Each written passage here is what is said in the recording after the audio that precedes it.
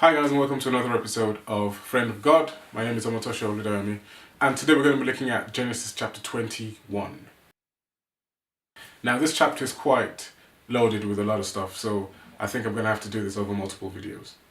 So let's get into it.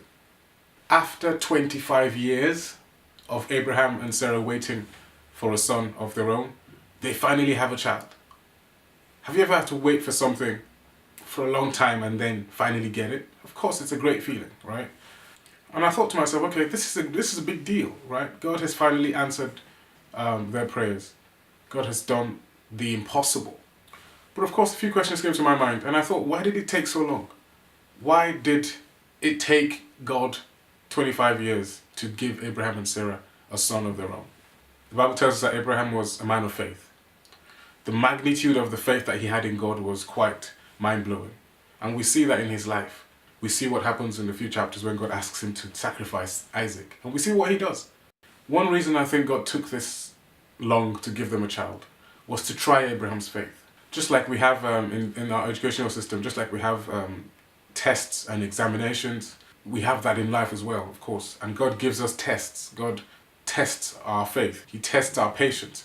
At school, you're tested to prove your knowledge or your understanding of what you've learned. And I believe God allowed this trying period to test Abraham's faith.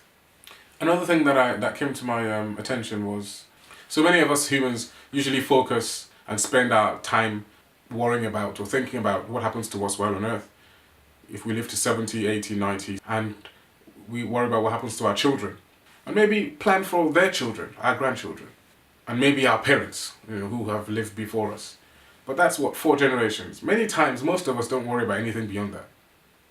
Now, when we expect God to do something for us, that's our scope. That's all we see. And we want God to do certain things for us within our lifespan. So we want to see certain things happen before we die, right? And so we get stressed and we worry when we don't get the answers to our prayers. When in fact, God's scope, right, and God's span of control is beyond the few years that we live on earth. We focus on about 3 to 4 generations. God focuses on so many, hundreds and thousands of generations. Even before the earth and the heavens were created, God was. So his timeline is eternity. It's much bigger than whatever issue we have in our own little time on earth. So he's in no rush to get things done on my schedule because he has much bigger things to think about.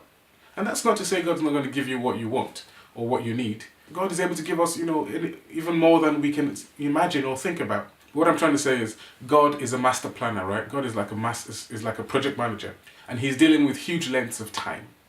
But he's so good at planning that he has set certain milestones, certain events in my life, in your life. He has put a time to it. And he knows when everything is going to happen. He has an appointed time. But because we don't see this, because we don't know this, because he rarely tells us these details, we freak out and we start to get impatient. But what we must remember is, look, life on earth here is not about us. It's not about me, it's not about you. It's about his plan, it's about his will. And we just need to let him be God. And if we have to wait for something, then we ask for the grace to wait. And be patient and have faith and trust that he will give us even more than we could ever ask or think about. Another question I had was, okay, so when we go back to chapter 18, when the angels and God appeared to Abraham, later in that chapter, God tells Abraham that this time next year, you're going to have a child. Why did God wait till a year before to tell them that? 24 years into waiting. Why didn't he tell them, okay, in 10 years' time, on this day, in 10 years' time exactly, you're going to have a child? Or on this day in 5 years' time, or on this day in 20 years' time. Why? Just like parents deal with children, many times God deals with us on a need-to-know basis. So if he knows that a certain piece of information is going to do us more harm than good, he won't tell us. And that's where trust comes in. We have to trust that God knows best. God knows all things. Sometimes, I guess ignorance is bliss. Because I wonder if Abraham would have followed God and had faith in God and walked with God for this long, if he knew that it was going to take him 25 years just to have a son.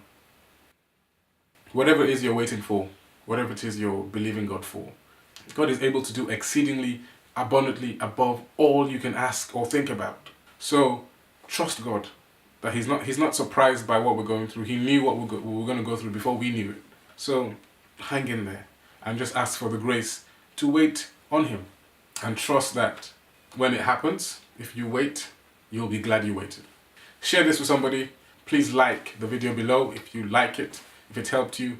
Please leave a comment or two, let me know what you think.